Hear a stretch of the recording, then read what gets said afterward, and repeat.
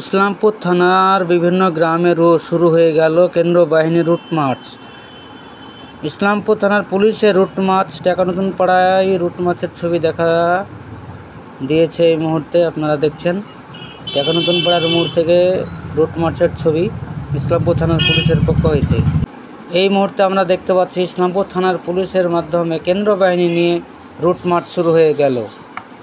সেই রুট মার্চের ছবি আপনারা দেখতেই পাচ্ছেন। টাকা নতুন পাড়ার মোড়ের এই মুহূর্তে প্রতীকী ছবি আপনারা দেখছেন। কেন্দ্র বাহিনীর মাধ্যমে রুট মার্চ। ইসলামপুর থানার বিভিন্ন জায়গায় শান্তি বজায় রাখার উদ্দেশ্যেই এই রুট মার্চ। এই রুট মার্চের মাধ্যমে ইসলামপুর থানার অন্তর্গত সমস্ত গ্রামগঞ্জে শান্তি বজায় রাখতে পারে, সেই জন্য পুলিশ প্রশাসনের উদ্যোগে এই রুট মার্চ।